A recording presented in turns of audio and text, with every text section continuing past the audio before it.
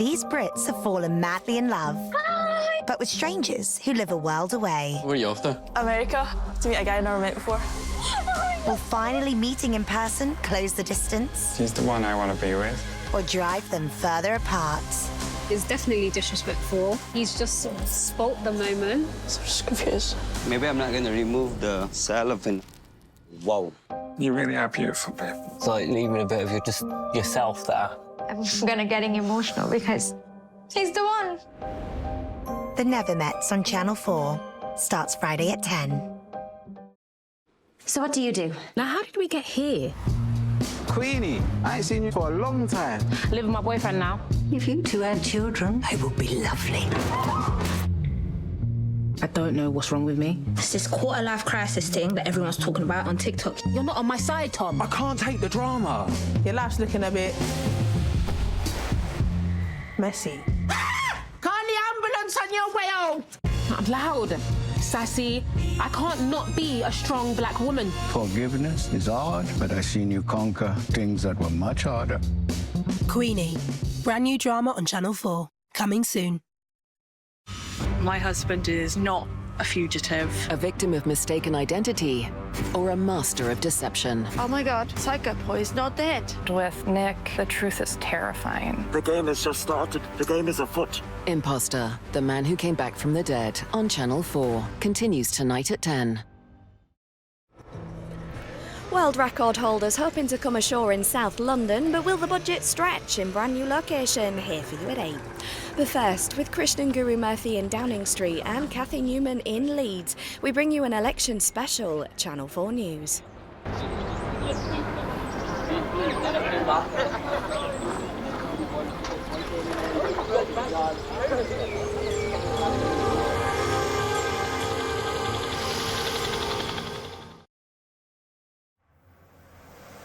Earlier today, I spoke with His Majesty the King to request the dissolution of Parliament. The King has granted this request, and we will have a general election on the 4th of July. Drowned by the rain and drowned out by the 90s Labour theme tune blasting out from protesters, Rishi Sunak calls the election.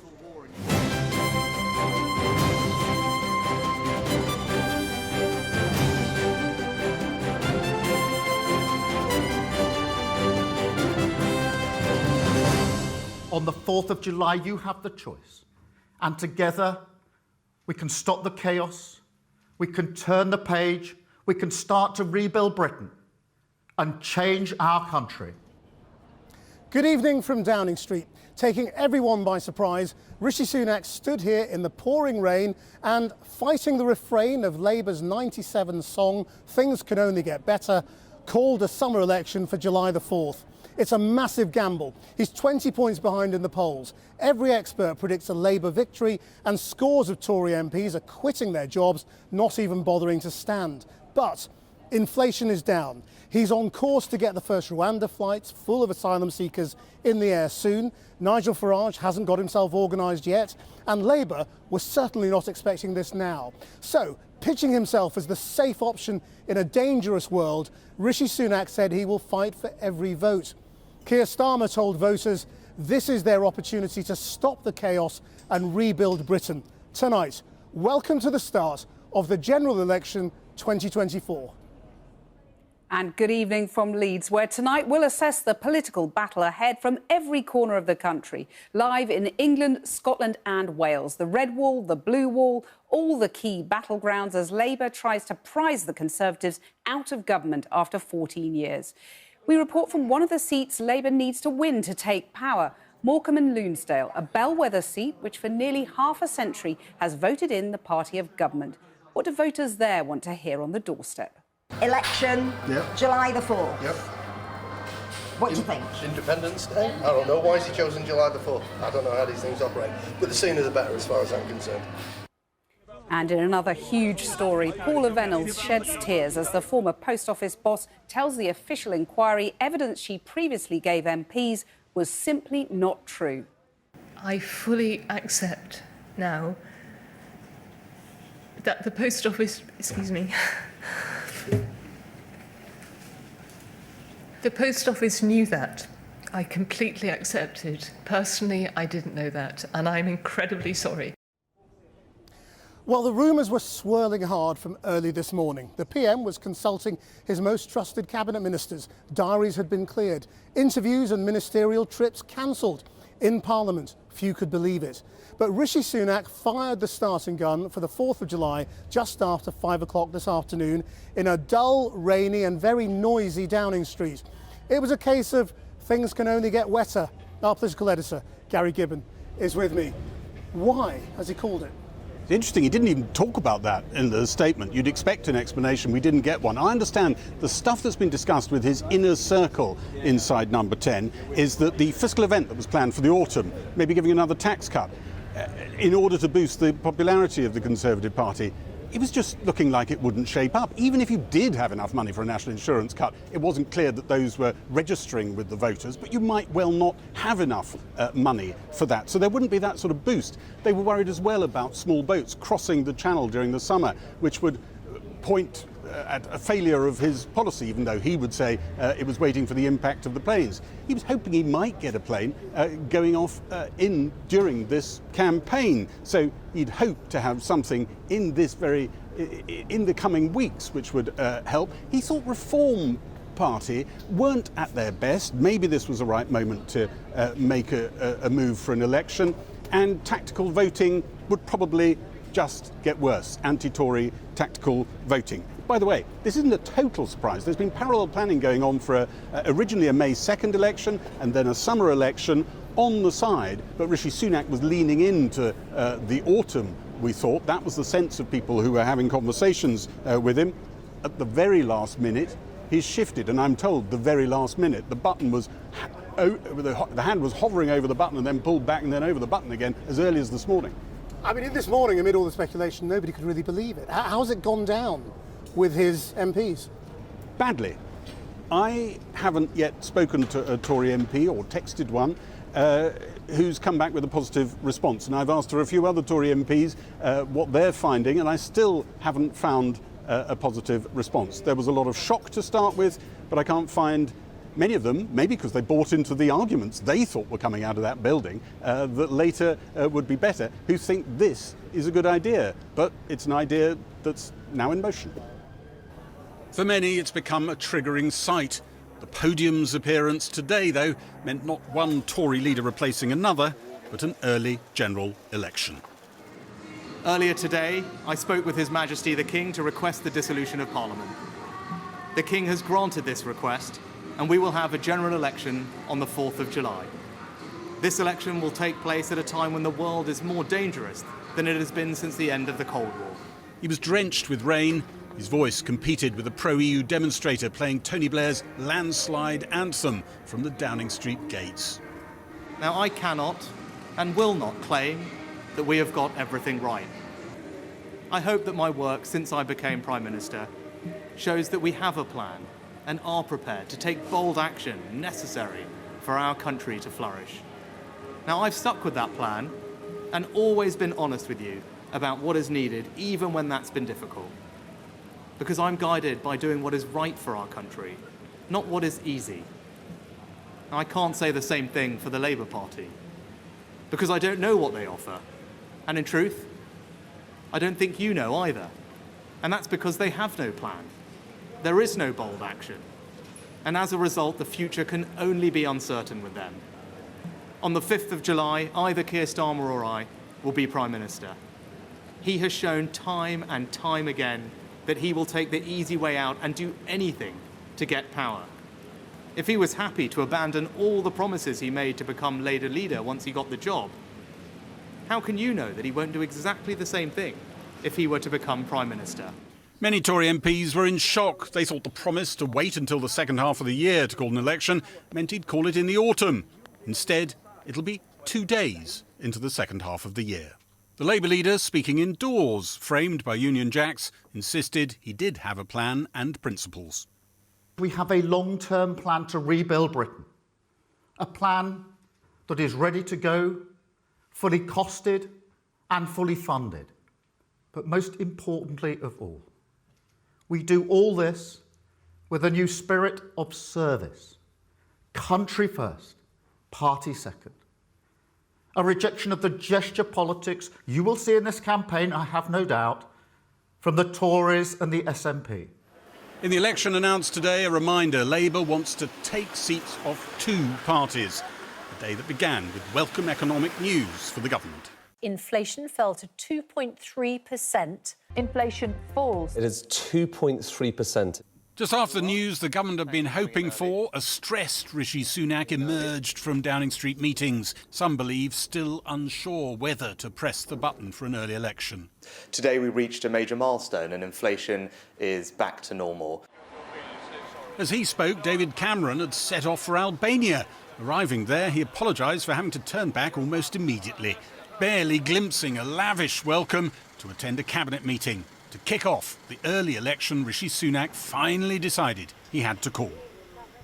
As he eyes a July election, Rishi Sunak will be hoping voters give credit for low inflation, maybe even see an interest rate cut during the campaign. He'd like to see a plane take off for Rwanda before polling day. His team worried waiting for an autumn election could mean voters see a whole summer of small boat crossings. And plans for tax giveaways in an autumn mini-budget were looking more and more unrealistic. Earlier, there was a rare standing ovation for Tory MP Craig McKinley, back in the Commons after months away. Sepsis meant he had to have his arms and legs amputated. Like many who clapped him, he thought this Parliament had around 6 more months to go. Instead, it has days. After the losses of the local elections at the beginning of this month, many Tory MPs assumed, like so many prime ministers, with their backs to the wall, Rishi Sunak would hang on, hoping something would turn up. The King leaving Buckingham Palace tonight after granting the Prime Minister the dissolution of Parliament. Rishi Sunak's opponents will say going early proves he's not delivering. Rishi Sunak insists voters have seen enough to know what could be dashed from their hands without him. Well, Labour may be riding high in the polls, but can they get the votes in the right places to secure a majority? How does the country stand now? Where are the key battlegrounds? Well, in the last election in 2019, many of the so-called red wall seats in Labour's heartlands turned blue. Labour will be keen to win back those seats from the Conservatives. Then there's the blue wall, Conservative strongholds in the south, where Labour and the Liberal Democrats will be vying to win new seats. In Scotland, Labour will be hoping to capitalise on waning support for the SNP. In Wales, because of boundary changes, 40 seats will be reduced to 32. The Conservatives will be looking to hold on to the big gains they made there in 2019. In Northern Ireland, Sinn Féin and the DUP are the joint largest parties. The DUP will need to find a new candidate, though, in Lagan Valley, as the incumbent Jeffrey Donaldson stood down after being charged with sexual offences, which he denies. So why an announcement now? Mr Sunak's mind could have been made up after today's encouraging inflation figures, showing the steepest fall for almost 3 years. He was in bullish mood this morning, calling it a major milestone for the UK economy. Our senior political correspondent Paul McNamara is in Stourbridge, the kind of bellwether seat which Labour needs to take to win the election. Paul. Yes, this is a constituency that was created in 1997 and since then has only ever been held by the party in power. But if Labour want to win here, they have a mountain to climb. Stourbridge is number 206 on the Labour target list. The Tory majority here is 13,500. Now, in normal times, you are not turning that sort of majority around. These aren't normal times, though. I've been on the phone to Conservative MPs this afternoon with majorities of 15,000, 17,000. Tonight, they are nervous. Now, if Labour were to win here, you would be looking at a 1997-style Labour landslide. If the Conservatives want to win here, though, they need to hammer home that message, which they will do. Look at today's inflation figures. We have a plan. The plan is working. Change is dangerous. And we've been testing out that message today in the West Midlands and in Leeds. It would appear Rishi Sunak has some convincing to do. Hello, who's on the phone? It's Nanny and Nana. And we've got news for Nanny. There's an election coming. Called by a Prime Minister who says his plan has got the economy back on track. But is Rishi Sunak's economic optimism matched by these parents, these voters in Leeds? No, not at all. Quite the opposite. We've had to do quite a lot of cutbacks on on food, going out, eating out, just to save up money for bills and the mortgage. Shopping bill has doubled. It's just everything's so hard at the minute. It's just it'd be nice for it to settle down a little bit and we can get back to normality. It's a lot tighter, definitely a lot tighter in terms of what we can afford, and going on holidays. We're not doing things like that anymore, or just being a bit more careful what we can spend. They may not be feeling it, but today Rishi Sunak finally had good news to deliver, news to launch an election with. Prices rose at 2.3% in the year to April. That's down from 3.2% the month before and way down from its 40-year high of 11% back in October 2022. The big driver, energy prices, 27% lower in April compared to 12 months before. You must be over the moon.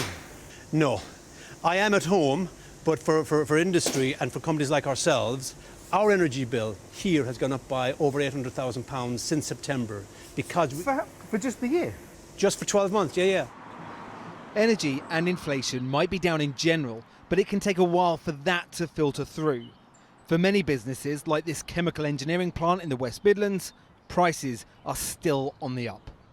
The rest of our input costs are still on the increase.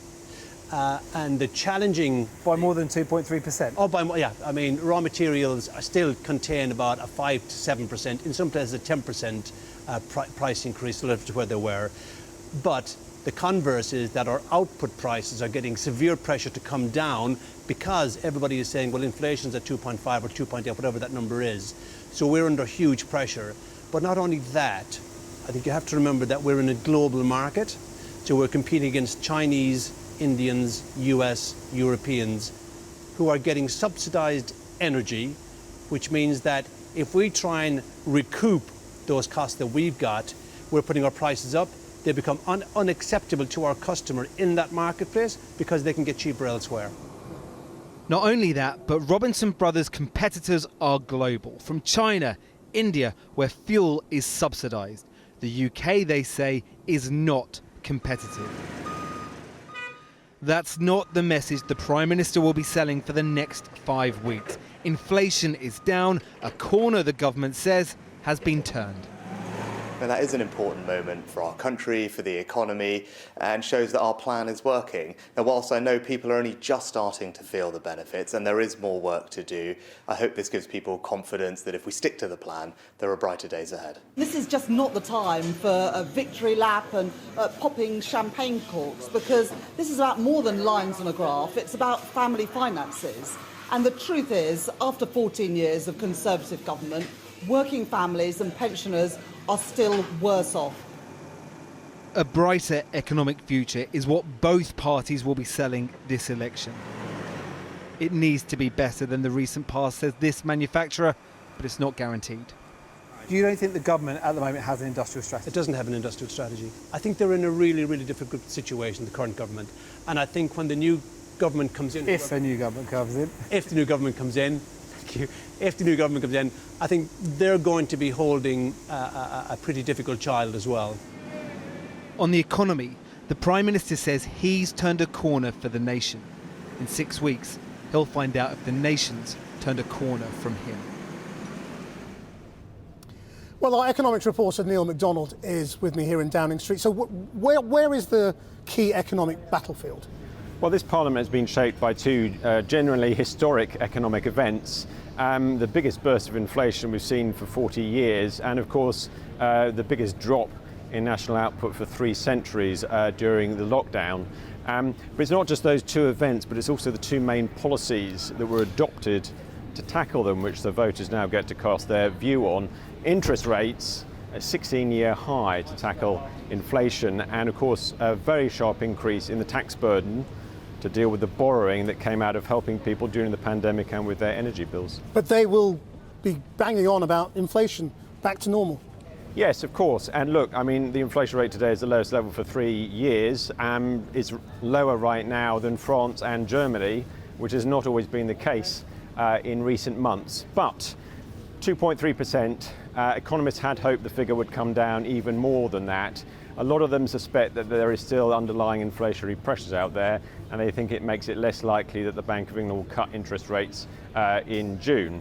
So, if the inflationary tide is ebbing out, one of the questions is, what are we left with? And I just wanted to show you the figures. Well, since the last election, the overall consumer prices have gone up by 23%. For food, it's even more than that. They've actually gone up by 30%. So I think one big issue will be, do voters think about the latest inflation figures, or do they think about the inflation figures for the last 4 years? And the big question is, will any of the main parties tell the truth about tax? Yeah, and I wanted to show you a graph because I suspect we'll be seeing it quite a lot during this election.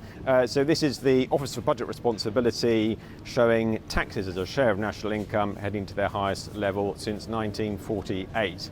Can we do something about that? Should we do something about that? And there's another issue that's the flip side to this, of course. Taxes pay for public services. Conservative and Labour both committed apparently to very, very tight public spending plans. I think the question they're going to be asked a lot is, are those spending plans at all deliverable when one of them forms the next government?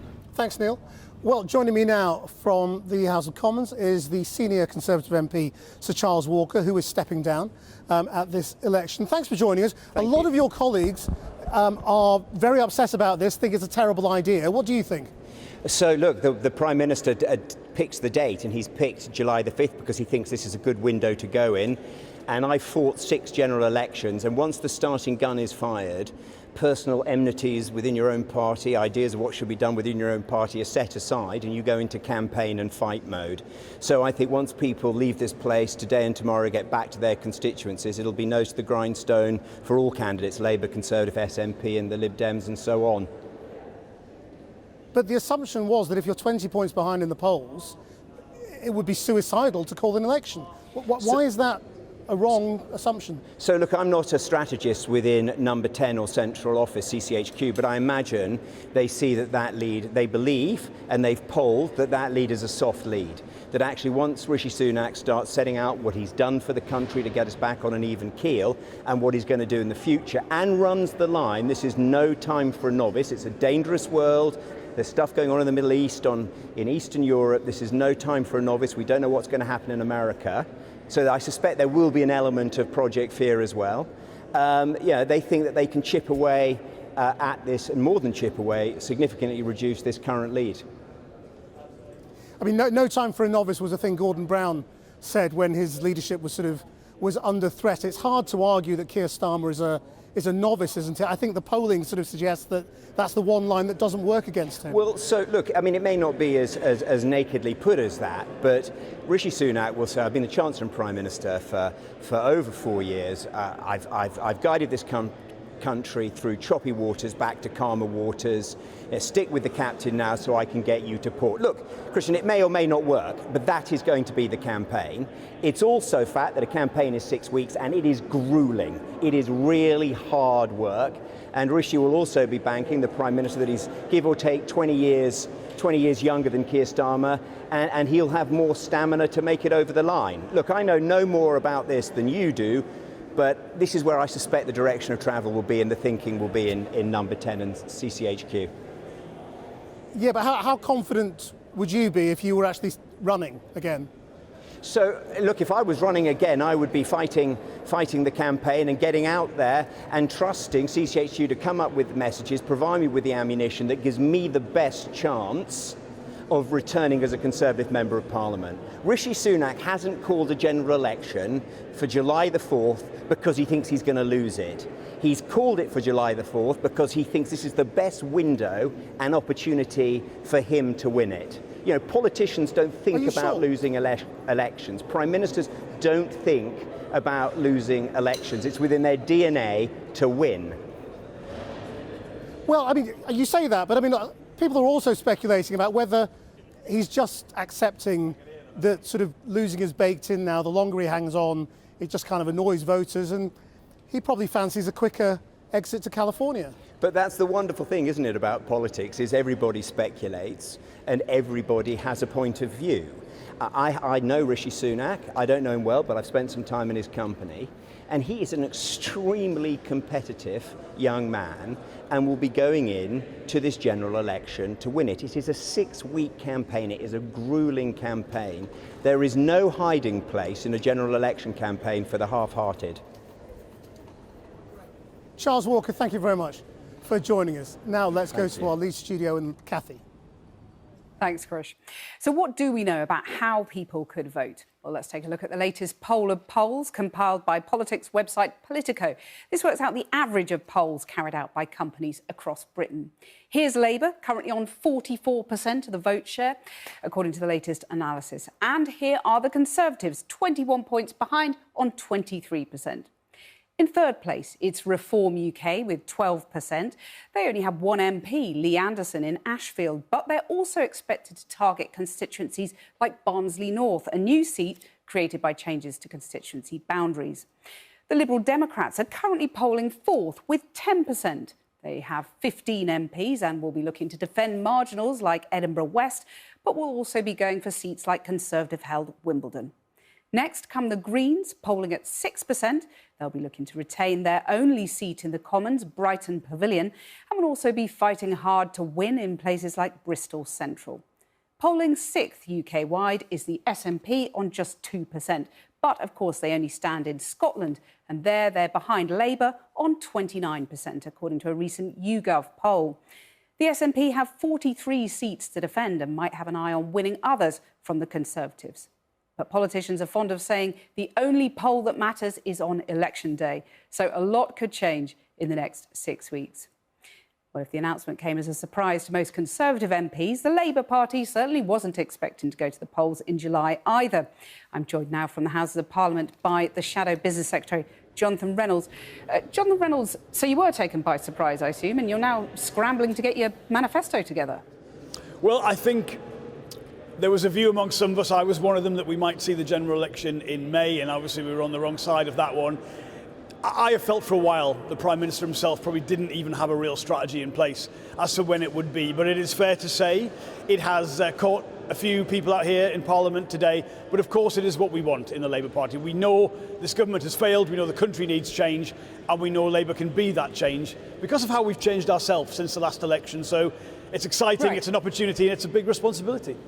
OK, so you've got your manifesto oven ready, to coin a phrase. You haven't really given us much of a clue what's in it yet, except Keir Starmer keeps on promising change. You've said it again there. But are you really going to be bold enough to actually promise change during the election campaign so we know what we're in for? Yes, I think we are setting out, and already have set out, different policies, a different direction for the country. But we know people will say, and do say to us, look, there's so much to tackle when it comes to the future of the UK. How are you going to make a dent into that? How are you going to make a difference? And that is why Keir set out our first 6 steps last week: economic stability, a new border security to tackle illegal immigration, 40,000 new NHS procedures a week. We have switching on GB Energy, a new state-owned energy company, getting people energy bills down for the long term, tackling antisocial behaviour, 6,500 new teachers. I think these are specific things that would make a difference. So there's a little bit of noise here in Central London. It's pretty vague stuff, isn't it? I mean, the Tories wouldn't disagree with tackling antisocial behaviour. And on the economy and on immigration, you're fairly similar, really, aren't you? No, I don't think that's true. It's going to be a big vase strategy, isn't it? Look, just gradually, carefully carrying this vase over the threshold of number 10, not frightening the horses. Look, I respectfully disagree, because I think if you look, so you mentioned there illegal immigration. The Rwanda policy the government has is a gimmick. It will not make a difference. We completely reject it. We'll spend the money on something better, real law enforcement, real measures to make a difference. That's a substantial difference between the political parties. And I can go through each area and give you those examples. The Border Force Command, which was the thing that was pledged in the pledge card, nothing to do with Rwanda in that pledge card, that is very, very similar to what the Conservatives are already doing. Well, you see, because we're not proceeding with Rwanda, because we reject it, we have a huge, significant resource there. I mean, Rwanda's already cost £500 million, so it's a significant additional resource we can put into that instead. And just on the point, because I know this will come up a lot in the campaign, of whether it's a steady-as-you-go campaign from Labour, whether we're not doing what's required on that message of change. Look, British politics does not work by your side going up just because the other side has gone down. Labour has had to change. Labour's had to recognise, under Keir Starmer, where we were in 2019 was a position the British public rejected. And look at the scale that's about of changing that your change. party, not the country. Well, you can't change the country unless you can get control of your party and change it for the better and put it back in the service of the British people. And that is So what this Keir is going to be a has done. radical change we're looking at if you get into government. Are we going to put forward a manifesto, not just for change, but for national renewal, for a different kind of politics, public service, sorting out problems for the long term, not short-term gimmicks like we see time and time again. And look, those 6 first steps we put forward last week, they are the first steps. There's a bigger programme, of course, that sits behind that, but we want to be able to tell people there's a difference that can be made. Right, well, I look forward to seeing the details of that programme and question you on it. And you say you're excited, and you appear excited. Are you also, be honest, a tiny bit nervous about the scale of the challenges you might face if you get over the steps to number 10? It's about responsibility. We take the responsibility Are you nervous, though? seriously. It's not a nervousness about the scale of the challenge, because we know how big that challenge will be. But what it is, to be genuinely honest, is having been here as a Member of Parliament for 14 years now, having seen, it's an honour to be a Member of Parliament in any circumstances, but having seen the impact of Conservative government in that time, having seen how badly the country is today, as opposed to when the Conservatives came to power, I'm nervous about this country missing the chance to change direction. I want the chance to have a different future for the UK, for my constituency, for the whole country, and that is what this election will give the British people, and it's their choice. Not a single vote has been cast yet.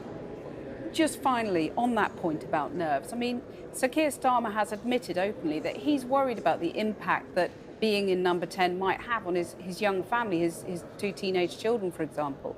Do you think he is worried about how much his life might be about to change in a matter of weeks? I think anyone who has the potential to become Prime Minister of this country should take that seriously, and Keir is someone who takes all public service seriously. He's been a public servant all his life. He didn't need to come into politics. He's come into it to serve. And yes, the burden, the personal burden of even being leader of the opposition is a significant one. But I know Keir Starmer, he's my friend as well as my party leader. I know his dedication to this job and to this country. And that is why I know he will be, if he gets the chance to be, a great Prime Minister. Jonathan Reynolds, thanks very much for joining us. Back to you, Krish, in London. Thanks, Kathy. Well, we are live in Edinburgh, where Scotland's First Minister John Swinney was setting out his priorities for government earlier today, and in Cardiff, where our Home Affairs correspondent Andy Davis has been testing the mood in Wales. But first, let's go to our Scotland correspondent in Catherine Sampson. Catherine. Yes, Christian, priorities rather shifted through the course of this afternoon. It has, of course, been a fairly exhausting month in Scottish politics, a sense of denial, perhaps, of some of the parties as rumours of this election swirled around. Scotland will be a key battleground in this election. The SNP, of course, are now facing their first general election since Nicola Sturgeon stood down as leader last year. Now, she led them from win to win. Back in 2019, they secured 48 seats. Some polls already suggesting they could be on course to lose more than half of those. Why? Well, the party is grappling with a range of issues. Of course, there is this ongoing police investigation into party finances, and they're also facing now a Labour Party who feel confident. They feel they're making a comeback in their former heartlands. Now, John Swinney only recently took over from Humza Yousaf as SNP leader. After the Prime Minister's announcement, I caught up with him at Holyrood. John Swinney, you've only been in the job for just over a fortnight. Are you ready for this election, and what does a good result look like for the SNP? First of all, I'm very pleased that we have an election date. I'm looking forward enormously to leading my party into this election campaign. I set forward for the party leadership knowing that we'd have a Westminster election soon. It's a wee bit sooner than I think everybody thought, but it's welcome. It's a welcome opportunity to remove the Tory government and to put Scotland first. The party's in a really good state to fight the election because it's got good, clear, popular leadership. And that's going to be our strength in this election campaign. We've also got our candidates in place in every part of the country, and we've got a really powerful message that Scotland is protected by the SNP. Just wonder, could you sum up your strategy for achieving another independence referendum in one sentence? Well, what I want to make sure we do is we build the support for independence so that people understand one simple thing. You'll never get independence unless you vote SNP. That'll be right at the heart of the SNP election campaign. Now, it's interesting because perhaps key to how this battle will play out in Scotland is who can win the hearts and minds of so-called soft independence voters. They are the voters who back independence, have supported the SNP in the past, but might be persuaded this time round, with the prospect of another referendum further down the line, to lend their votes to Labour in the hope of ousting a Conservative government. As for the Scottish Conservatives, well, they have 6 seats in Scotland, largely centred around rural constituencies. They feel confident they can hold on to them by pushing the message that they are the main pro-union party. What will be interesting to see, though, is how significant independence is this time round when other issues, the cost of living crisis, the NHS, housing, are all competing against it. Catherine, thanks very much. Well, let's go now to Andy Davies, who's in Cardiff. Andy.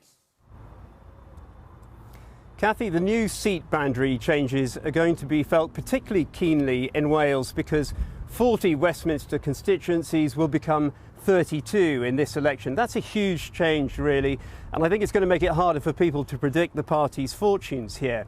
If we go back to 2019, the big story in Wales was that of the Tories taking those red wall seats in the north of Wales. Wrexham, for instance, had been in Labour hands since 1935. It was a hugely symbolic moment when the Tories took that seat.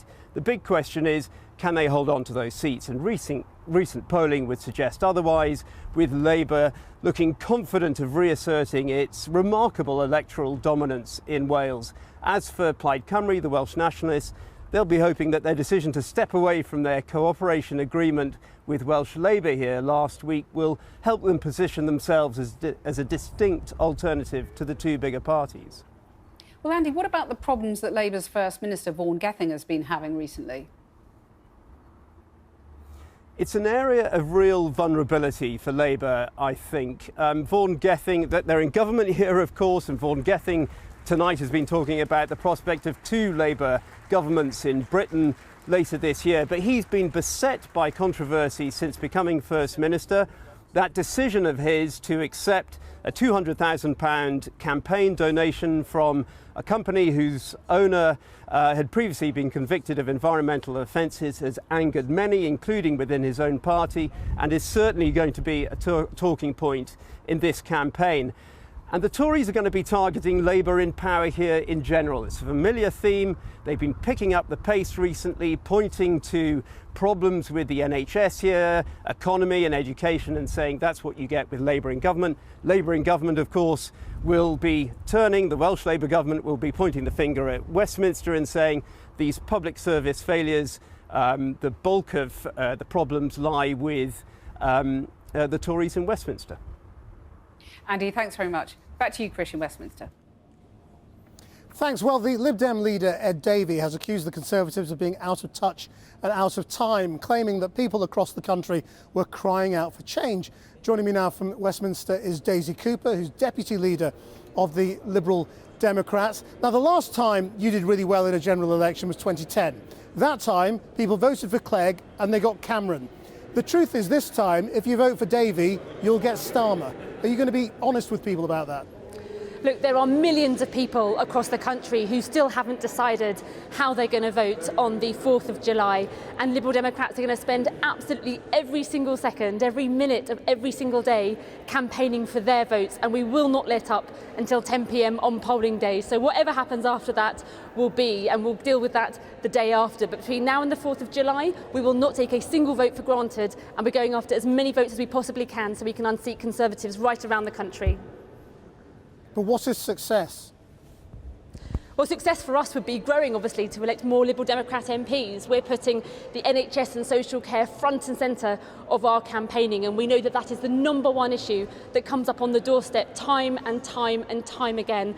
We can hear that the Conservatives have driven our NHS into the ground. They have not helped people with the cost of living crisis. They failed to tackle the absolute environmental catastrophe of sewage in our rivers. And in around 80 seats around the country, it's the Liberal Democrats who are the clear challengers to the Conservatives. And in those seats, if people vote for the Liberal Democrats, they get a local champion and they can help kick this Conservative government out of power. But again, the trouble with voting Liberal Democrat, though, is that if you end up with electoral power inside Parliament, you change your position on things. In 2010, you betrayed your voters over tuition fees. So people are going to go into this election knowing whatever you say now, it might get junked after the election in order to do a deal for power. I can be absolutely clear with you and voters all around the country that a vote for the Liberal Democrats is a vote to fix our NHS and social care. It's a vote to tackle the cost of living crisis, which is, a huge problem for families right around the country, and it's a vote to clear up our rivers. That's what people will be voting for a Liberal Democrat in this general election.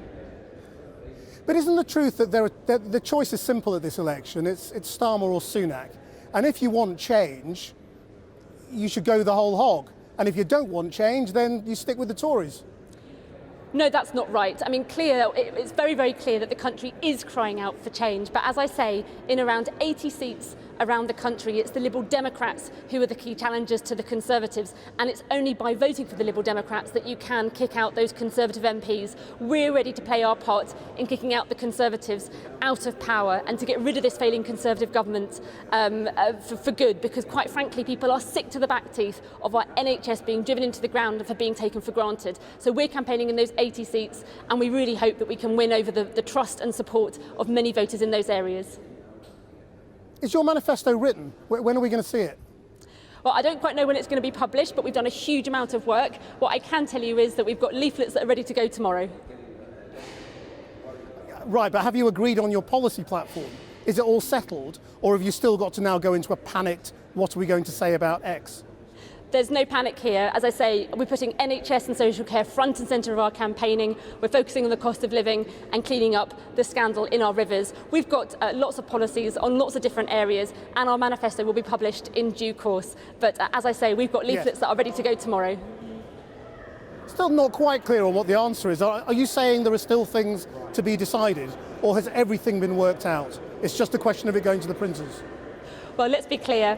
The manifesto will be published in due course. We didn't know the election was going to be called today, just like the rest of the country didn't know that the election was going to be called today. Our manifesto is very, very advanced, but of course people are going to want to do a few last-minute checks and cross some T's and dot some I's. But fundamentally, as I say, it's the NHS and social care that we're putting front and centre of our campaign. We've already talked for many months now about improving access to GPs, about improving access to dentists, about solving the crisis in social care. We have a whole raft of policies that we've been talking about for months and months and months. So it won't be a surprise to some people to see some of that, we hope, reflected in the manifesto once it's published.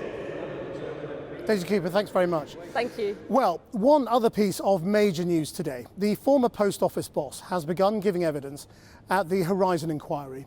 Paula Venables broke down in tears 4 times during her testimony. Almost 1,000 sub-postmasters were wrongly prosecuted, and many believe Ms Venables was at the heart of an orchestrated cover-up. But much of her defence today focused around shifting blame and, in her words, being too trusting. Our chief correspondent, Alex Thompson, was at the inquiry. Are you going to come clean about the cover-up? Public inquiry, but as ever, no response to inquiries in public. Did you mislead Parliament? Warned about self-incrimination by the chairman. Paula Venables, like all of them, apologised mostly for what happened, not for what she did. I remember listening to one postmaster whose name I noted, who said that he would like somebody to go and stand outside his old post office with him so he could tell them exactly what he'd been through. I would do that. I am very, very sorry. Jason Beer, KC for the inquiry, began with a long litany of key problems, from computer bugs to the contract with Fujitsu, asking Paula Venables again and again, "You knew nothing?" Correct, correct, correct. And yet, minutes later, this. I was sometimes criticised for being too curious and stepping too much into people's territory. But she later agreed she didn't know the notorious Post Office investigations team, 100 strong, portrayed here in the ITV drama, even existed. You know why we're here, Alan. Jason Beer then accused her of clearly remembering when others were to blame, forgetting when she was. She denied this. Paula Venables, Select Committee, 2015, where MPs accuse her of lying. Recently, the Royal Mail boss Moya Green texted her saying, "What I have learned from the inquiry / parliamentary committee questions is very damaging. When it was clear the system was at fault The Post Office should have raised a red flag, stopped all proceedings, given people back their money, and then tried to compensate them from the ruin this caused in their lives. This exchange reveals that even the chief executive of the Royal Mail Group, who supported you over all those years, doesn't believe you, does she? That's what this particular text says. Whether Moya still feels the same, I'm not sure, and you would have to ask her. Then evidence of Paula Venables repeatedly stating that the Post Office won every case it took against the sub-postmasters. She was then confronted with case after case proving this was totally false. Why were you telling these parliamentarians that every prosecution involving the Horizon system had been successful and had found in favour of the Post Office?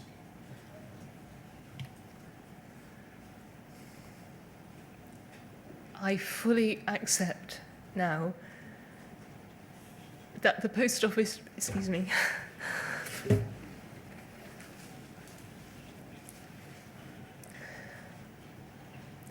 the Post Office knew that. I completely accepted. Personally, I didn't know that, and I'm incredibly sorry that that happened to those people and to so many others. Late in the morning, Jason Beer moved on to Martin Griffiths. Overcome by a false Post Office prosecution, he took his own life. The inquiry saw emails from Paula Venables apparently casting doubt on the Post Office being to blame. I had a personal experience of a previous Post Office colleague who had took their own lives, and I phoned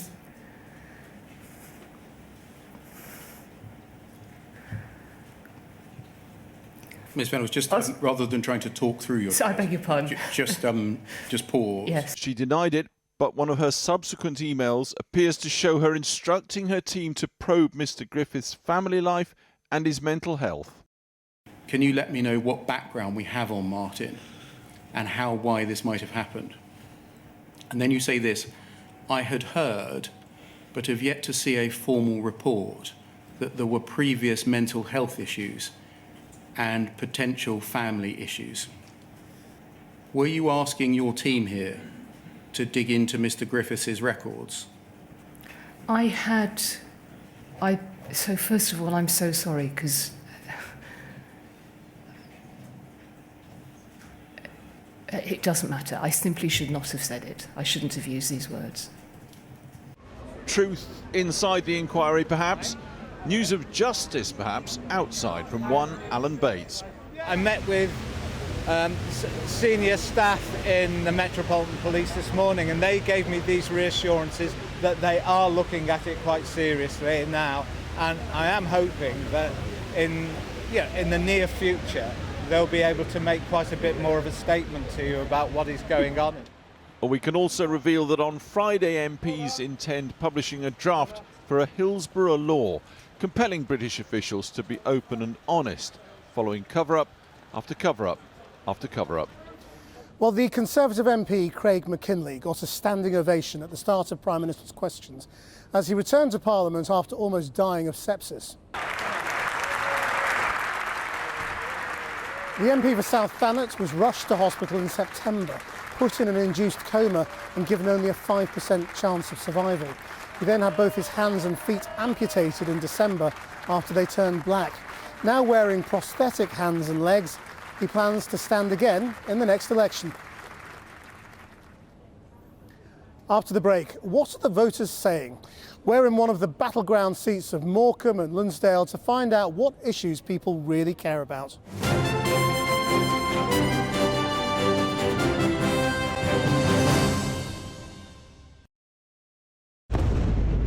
I see is destruction. I can't imagine this is happening. The situation here is absolutely catastrophic. An intimate, unflinching portrait of life in one of the most devastating wars of our time. Killzone, inside Gaza, a Dispatches special on Channel 4, Monday at 9. At Amazon, we offer employees up to £8,000 towards training and career growth. Fast delivery. Irresistible entertainment. Join Prime for $8.99 a month. This is a public health warning. Comedies this comedic can come with catastrophic comical consequences. Sweet suffering, Joel. So prepare to mangle your muffin tops and fracture your flanks with side-splitting comedy on Channel 4. Oh, well, let's just sit back and have a right laugh. Stream now and potentially go to hospital later.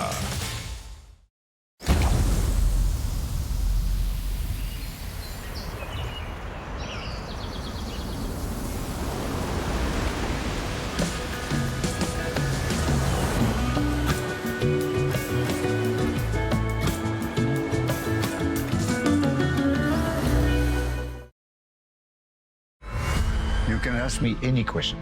Why did he do what he did? Why is this not a criminal offence? Has he committed a murder? To get to the truth, Straight to the camera. we ask difficult questions. When a police officer is going to learn. Altogether different documentaries on Channel 4. Stream now.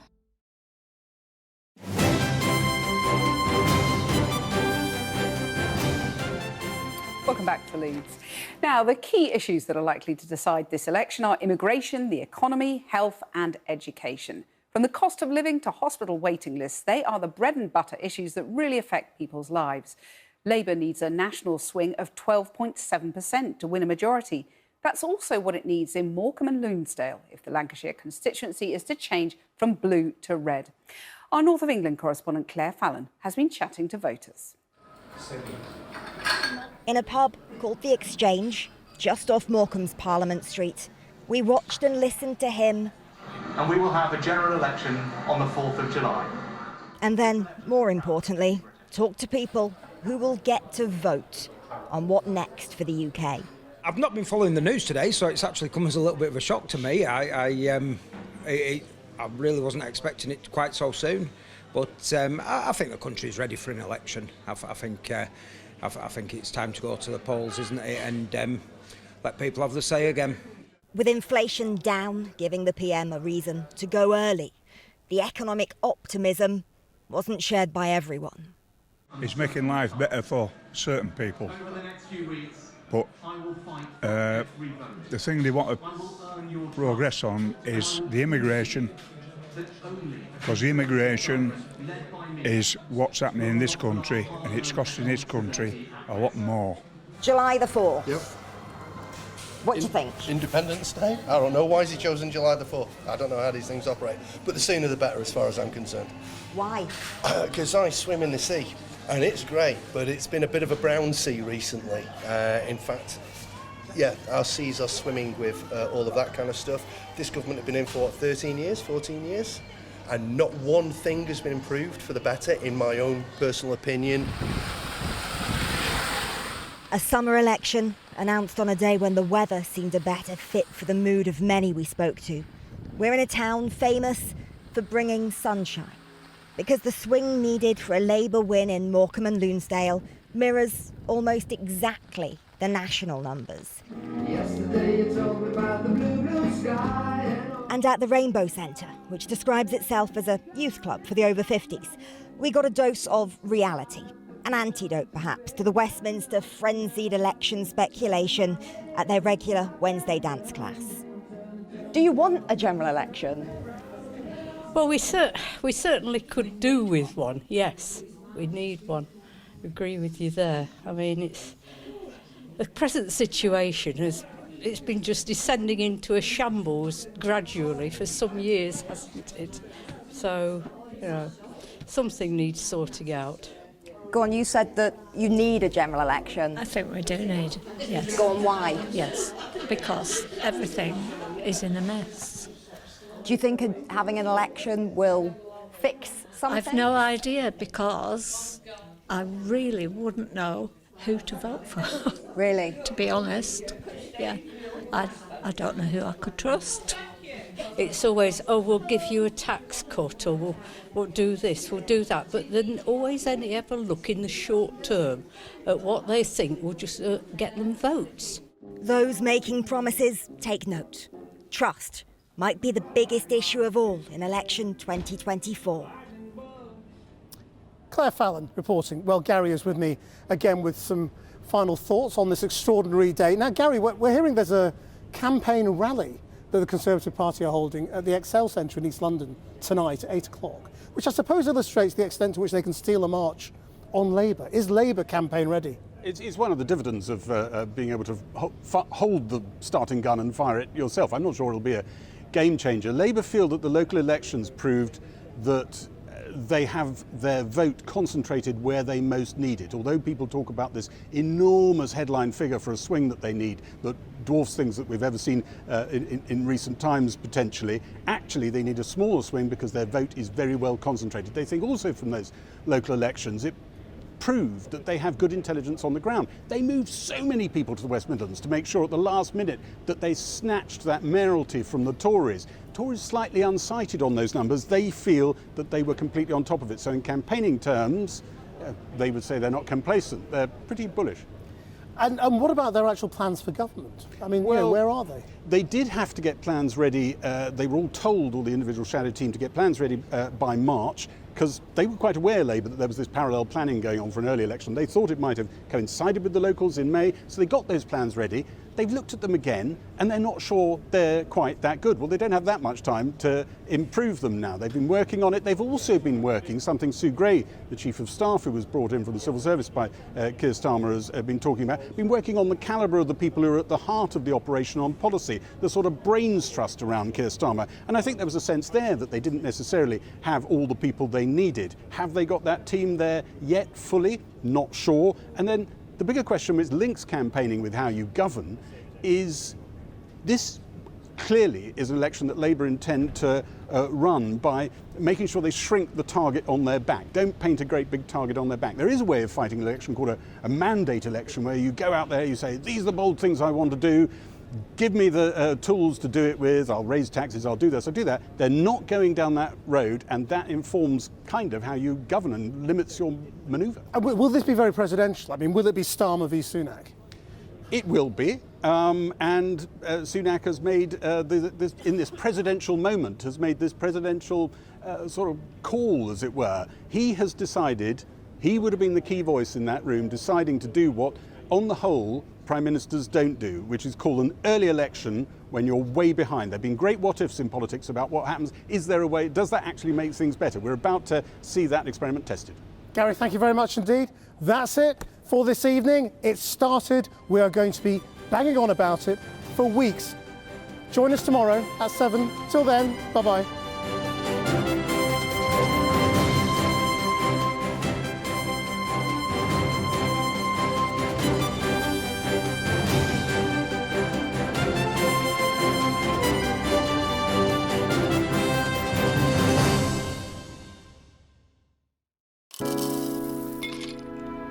It's time to cool down. DeLonghi Bean to Cup coffee machines sponsor Weather on 4.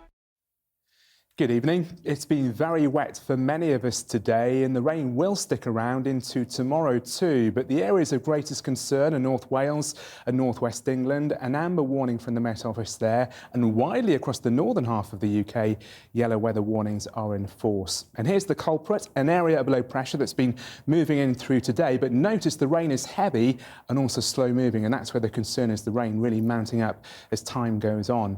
So through this evening and overnight for Scotland, the eastern side of Northern Ireland, Northern England and North Wales, grey skies, heavy rain, brisk winds too, maybe some flooding and travel disruption. But for the rest of us through the night, the showers will ease.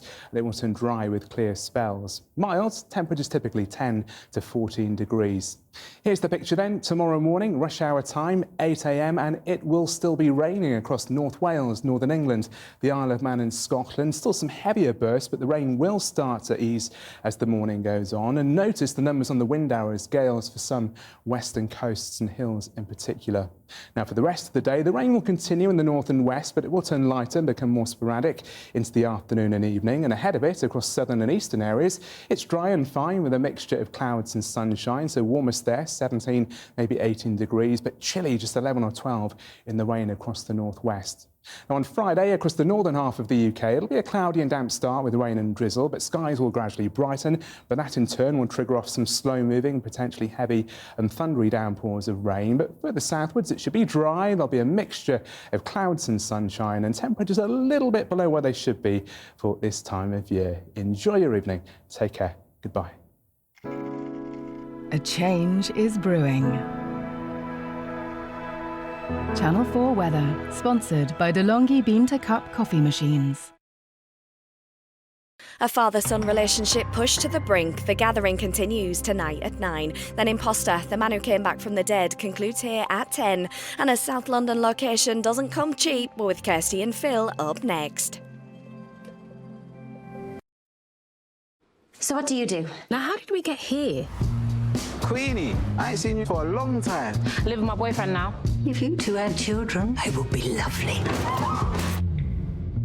I don't know what's wrong with me. It's this quarter-life crisis thing that everyone's talking about on TikTok. You're not on my side, Tom. I can't take the drama. Your life's looking a bit messy. Call the ambulance on your way out! I'm loud, sassy. I can't not be a strong black woman. Forgiveness is hard, but I've seen you conquer things that were much harder. Queenie, brand new drama on Channel 4. Coming soon. We, Lady Parts, are going to record an album. Still got to pay for the studio time. We need £2,000. No, shillings. I think Lady Parts could be huge, and I can help you get there. Go out there and show the world who we are. The BAFTA-winning We Are Lady Parts returns on Channel 4. Starts Thursday, the 30th of May. Here tonight, out for revenge across all generations. The Merseyside mystery The Gathering continues tonight at 9. But now, even a world record might not stretch to such eye-watering prices. It's Location, Location, Location now on Channel 4.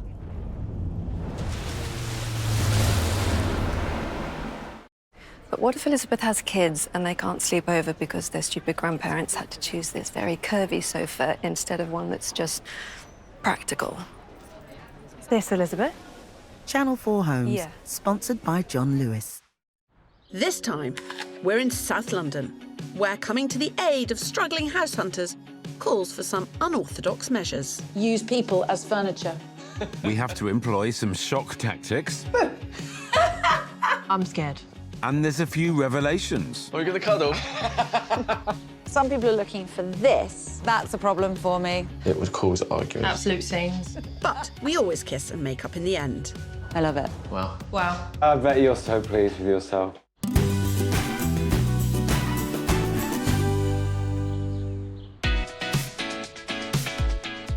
We're house hunting south of the river in a market that's buoyant, but throwing up the usual barriers. My first-time buyers have been saving for years and years, but they're finally ready to open the floodgates and find their first home. My world record holding rower wants to move firmly away from renting and speedily into owning. We'll need to be full steam ahead with our search, Phil. You're absolutely right, Kirsty.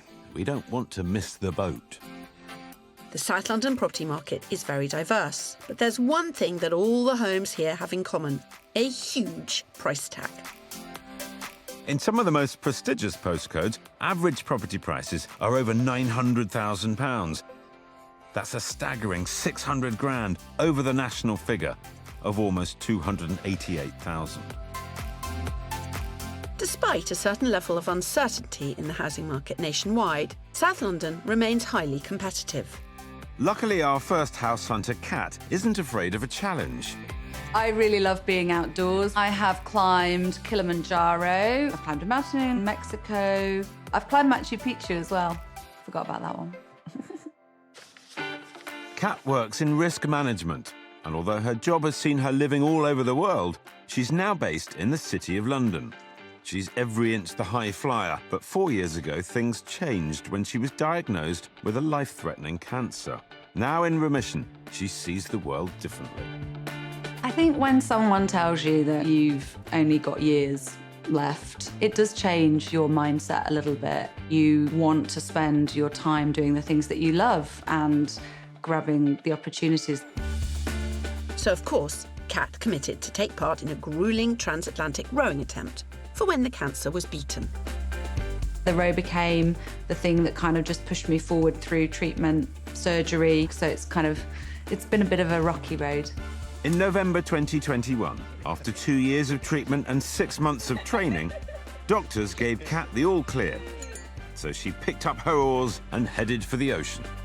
broke the world record for the fastest female trio, which was a bit of a surprise for us, but I think the sheer desperation to get to the other side for a cocktail kept us going. With such determination and a substantial budget of around 1.2 million, you would think that finding a smart 3-bed period property, even in pricey areas of South London like Greenwich, would be plain sailing. But even after 2 years of searching, she hasn't dropped anchor yet. I think the search has been a challenge, one because it's a huge area, but also just to understand what's the most important thing to me.